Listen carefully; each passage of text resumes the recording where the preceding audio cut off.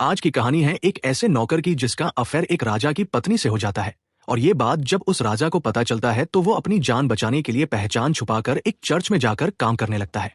लेकिन उसे नहीं पता था कि इस चर्च की नन्स जो दिखने में धार्मिक है, असल में उनकी जिंदगी बहुत ही मुश्किल और अजीबोगरीब इच्छाओं से भरी हुई है। और यहाँ आने के बाद उसके साथ कुछ ऐसी चीजें होने लगती है जिससे न सिर्फ उसकी जिंदगी बल्कि सभी नन्स की जिंदगी भी पूरी तरह बदल जाती है। सो हेलो दोस्तों, मेरा नाम है आजाद और कहानी शुरू करने से पहले आप सबको बता दें कि हमारा ये वीडियो सिर्फ एंटरटेनमेंट और फिल्म के कॉन्सेप्ट को समझाना और उसका एक्सप्लेनेशन करना है। हमारा उद्देश्य किसी भी धार्मिक आस्था या मान्यताओं का अपमान करना नहीं है। अगर आपको कोई भी वीडियो क्लिप या बातों से डिस्कम्फर्ट फील होती है तो आपसे रिक्वेस्ट है कि इस वीडियो को सिर्फ और सिर्फ एंटरटेनमेंट के पर्पज से ही देखें। तो कहानी की शुरुआत में हम फर्नांडा नाम की एक सिस्टर को देखते हैं जो अपने गधे को पकड़कर जंगल के बीच से चर्च की ओर आ रही होती है। चर्च में पहुंचने के बाद जेनेव नाम की दूसरी सिस्टर आकर उससे पूछती है, कल रात तुम कहाँ थी? फर्नांडा कहती है, हमेशा की तरह कल रात भी मेरा गधा भाग गया था और मैं उसे ही ढूंढ रही थी। तभी वहां काम करने वाला माली लुर्को आता है और उन दोनों को गुड मॉर्निंग कहता है, पर बदले में दोनों उसे डांटने लगती है और वहां से भगा देती है। अब अगले सीन में सभी सिस्टर्स चर्च में जाकर सुबह की प्रेयर करती है, जिसके बाद वहां की सुपीरियर सिस्टर मरिया फर्नांडा से पूछती है, तुम कल रात कहाँ थी? जिस पर वो बताती है, कल मेरा गधा भाग गया था। पर मरिया कहती है, गधा तो अपनी जगह पर ही बंधा हुआ था, फिर तुम झूठ क्यों बोल रही हो? मरिया उसे चेतावनी देती है कि वह अपने आप को सुधारे। असल में फर्नांडा एक आजाद ख्याल की लड़की थी जो अपनी जिंदगी अपने तरीके से जीना चाहती थी। दूसरी ओर सिस्टर जेनेव को देखते हैं जो सिस्टर मरिया के साथ कुछ बातें कर रही होती है। तभी एक किताब में उसे एक तस्वीर नजर आती है जिसमें कुछ अजीब विधि के बारे में लिखा था। ये देखकर उसे थोड़ी हैरानी होती है और कुछ लाइनें पढ़कर वो किताब रख देती है। वहीं सिस्टर एलेसांद्रा के पापा उससे मिलने आते हैं और दोनों बातचीत करने लगते हैं। उसके पापा कहते हैं, मैं तुम्हारे लिए एक अच्छा लड़का ढूंढ रहा हूं, पर प्रॉब्लम यह है कि जो भी अच्छा लड़का मिलता है वो बहुत ज्यादा दहेज मांगने लगता है। इस पर एलेसांद्रा कहती है, अगर आप चर्च में डोनेशन देना थोड़ा कम कर दे तो शायद दहेज के पैसों का इंतजाम हो जाएगा। पर उसके पापा कहते हैं, यह करना ठीक नहीं रहेगा। तुम चिंता मत करो और अपने करियर पर ध्यान दो। शादी हो या ना हो पर तुम एक बेहतरीन तरीके से जिंदगी जी सकोगी। ये सुनकर एलेसांद्रा बहुत दुखी हो जाती है क्योंकि वह शादी करके ही एक अच्छी और खूबसूरत जिंदगी जीना चाहती थी। अगले दिन हम तीनों सिस्टर्स को एक साथ देखते हैं जो अपने बुने हुए कपड़ों को ले जा रही होती है। एलेसांद्रा अपने पापा से की गई बातचीत दोनों सिस्टर्स को बताती है, जिसे सुनकर वो भी दुखी हो जाती है। तभी वो वहां लुर्को को देखते हैं जो कुछ काम करते हुए उन्हें अजीब नजरों से देख रहा था। पर ऐसा करते हुए देखकर वो तीनों उस पर भड़क जाती है और अपने दिल की भड़ास निकालने के लिए अंदर आकर उसका सामान फेंकने लगती है। और इतने से भी उनका मन नहीं भरता तो वो उसकी पिटाई भी कर देती है। दूसरी तरफ हम इस चर्च के फादर टोमासो को देखते हैं जो सिस्टर्स के बुने हुए कपड़े बाजार लेकर जाने के लिए निकलते हैं। रास्ते में लुर्को उनसे मिलता है और कहता है, मुझे माफ कर दीजिए फादर, अब मैं इस चर्च में काम नहीं करना चाहता। इस पर फादर उसे समझाते हैं कि अब आगे से ऐसा कुछ नहीं होगा, लेकिन लुर्को नहीं मानता और वहां से चला जाता है। इसके बाद हम चर्च से कुछ मील दूर एक घर में लॉर्ड ब्रूनो नाम के एक जमींदार आदमी को देखते हैं जो अपनी पत्नी फ्रांसिस्का के साथ खाना खाते हुए बातें कर रहा होता है। पर फ्रांसिस्का का ध्यान उनके नौकर मसेटो की तरफ होता है और मसेटो भी अपनी मालकिन को देख रहा होता है। दोनों को देखकर ऐसा लग रहा था कि उनके बीच कोई चक्कर है। फिर रात होते ही हम देखते हैं कि फ्रांसिस्का और मसेटो बिस्तर में एक राउंड खत्म कर चुके हैं। फ्रांसिस्का कहती है, मेरा पति मुझे खुश नहीं कर पाता, बस अपनी शान और शौकत की बातें करता रहता है। इसके बाद दोनों दूसरे राउंड के लिए तैयार होने लगते हैं।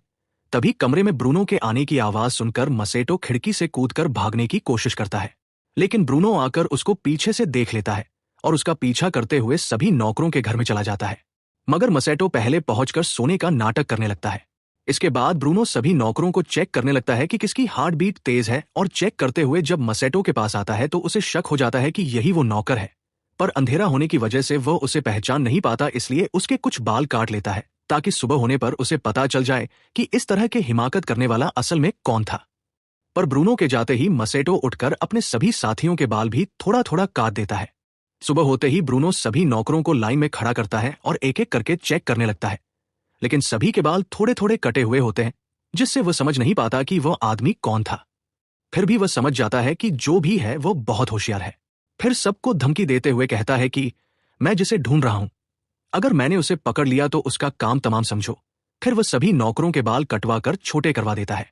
अब अगले दिन जब फ्रांसिस्का और ब्रूनो खाना खाने बैठते हैं तो ब्रूनो अपनी वाइफ को वार्निंग देते हुए कहता है कि तुमने जो भी किया ठीक नहीं किया। मैं जानता हूं कि तुम भी इन सब में शामिल हो। अगर वो नौकर एक बार मुझे मिल गया तो मैं उसके साथ साथ तुम्हें भी खत्म कर दूंगा। लेकिन फ्रांसिस्का ब्रूनो से बिल्कुल भी नहीं डरती और कहती है कि तुम ऐसा कुछ भी नहीं कर पाओगे। इसी बीच ब्रूनो अपनी वाइफ और मसेटो को इशारा करते हुए देखकर समझ जाता है कि वो नौकर मसेटो ही है। फिर आगे हम मसेटो को काम करते हुए देखते हैं और वहां फ्रांसिस्का भी होती है जो मसेटो के पास आती है और उसके साथ जबरदस्ती भूकंप लाने की कोशिश करने लगती है।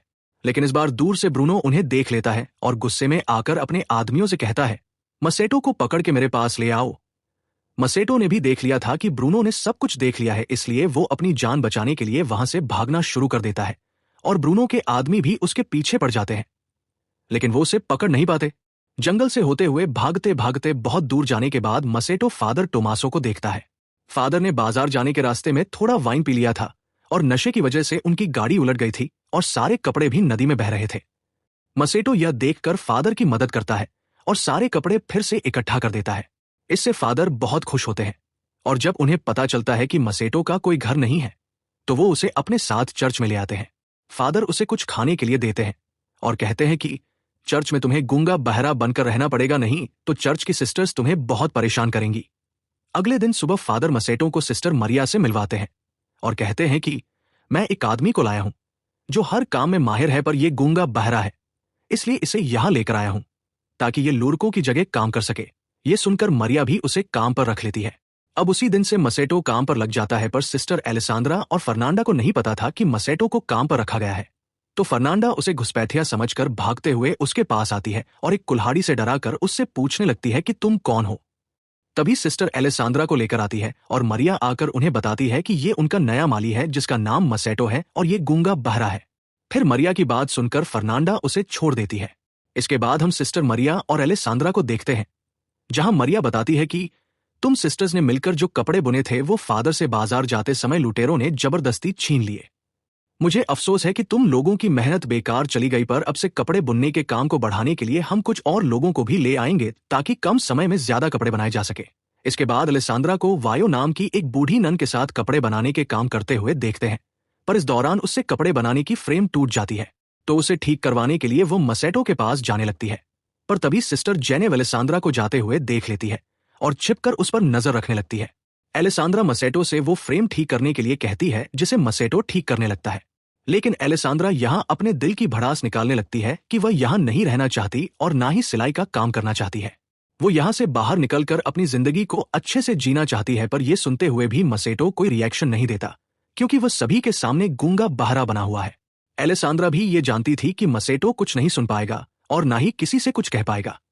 इसके बाद रात के समय मसेटो के कमरे में फादर आते हैं और उससे पूछते हैं आज का दिन कैसा गया, क्योंकि यहाँ की सिस्टर्स थोड़ी झगड़ालू है जिससे काम करना थोड़ा मुश्किल हो सकता है। पर मसेटो कहता है कि हाँ, कुछ सिस्टर्स सच में काफी झगड़ालू है, लेकिन मैं अपना काम संभालूंगा।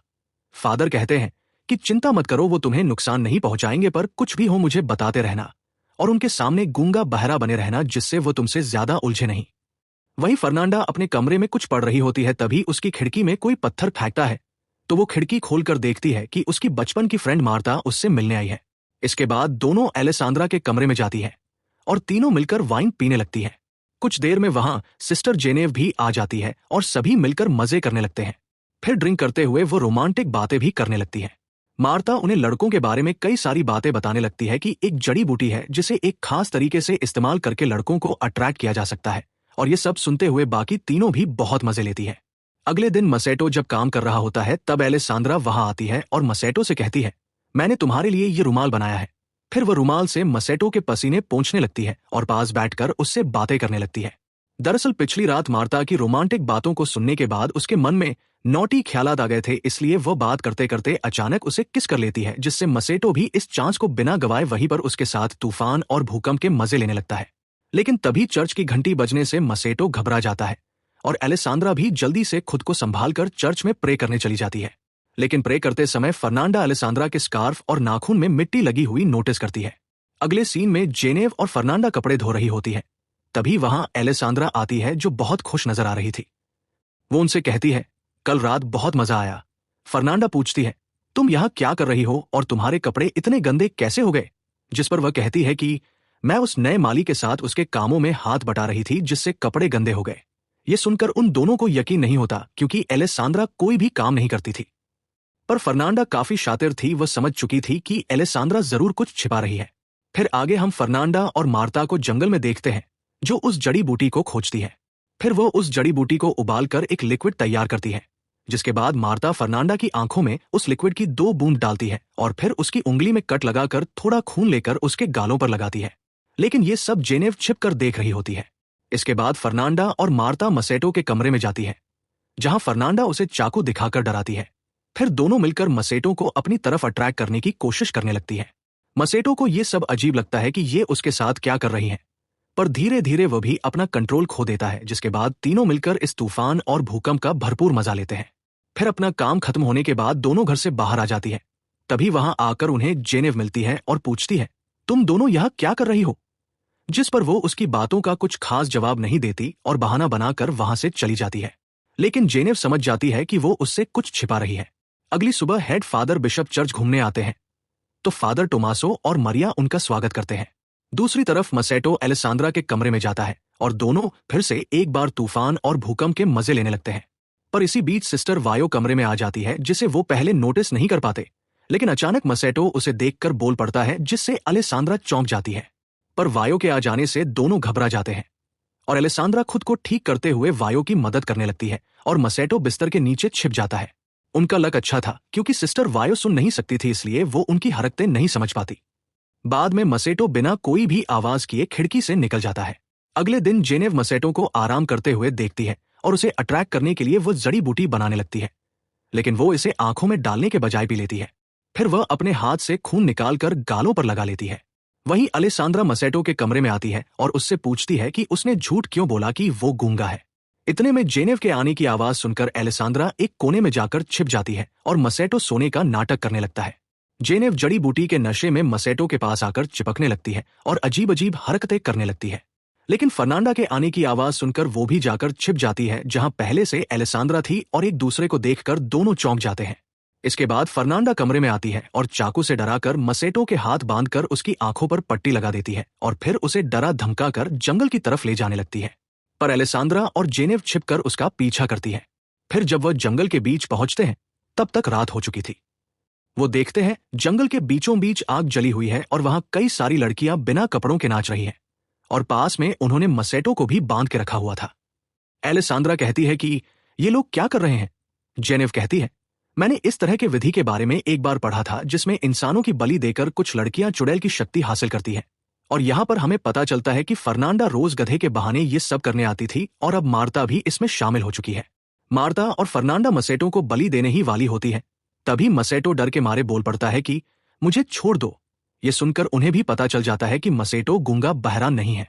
वहीं नशे की हालत में जेनेव भी कपड़े उतारकर उन लड़कियों के साथ नाचना शुरू कर देती है और ये देखकर सभी लड़कियां भागने लगती है और मार्ता जाकर जेनेव से झगड़ने लगती है कि वह यहाँ क्यों आई है। इसी बीच फर्नांडा मसेटो को बलि देने वाली होती है। तभी एलेसांद्रा वहां पहुंचकर फर्नांडा से चाकू छीन लेती है और मसेटो को बचा लेती है। वहीं जेनेव और मार्ता के हाथापाई में जेनेव मार्ता को डंडे से मारकर बेहोश कर देती है। फिर उसके कपड़े पहनकर वह गधे को लेकर चर्च की तरफ भाग आती है। चर्च पहुंचकर वो चिल्लाने लगती है कि फर्नांडा एक चुड़ैल है, और ये सब आवाज सुनकर फादर बिशप बाहर आते हैं। तो जेनेव आकर उन्हें बताने लगती है कि फर्नांडा एक चुड़ैल है। इतने में फर्नांडा, एलेसांद्रा और मसेटो भी वहां पहुंच जाते हैं।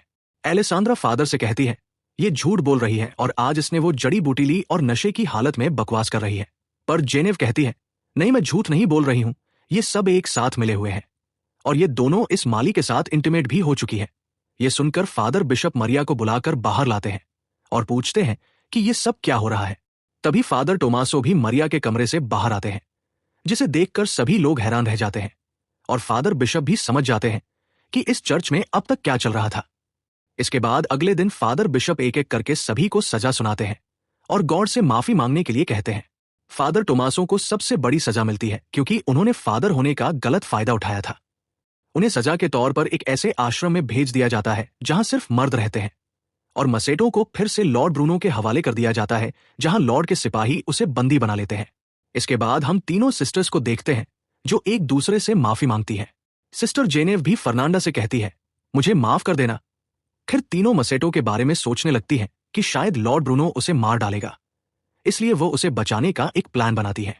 उधर लॉर्ड ब्रूनो ने मसेटो को जेल में बंद कर दिया था और फिर वहां आकर कहता है, मैंने अपनी वाइफ को कुत्तों और जंगली जानवरों के साथ बांध दिया है ताकि उसे दर्दनाक मौत मिले और अब तुम्हारी बारी है, पर मैं तुम्हें नहीं मारूंगा और जिंदा रखकर उससे भी ज्यादा टॉर्चर करूंगा। ये कहकर वो वहां से चला जाता है।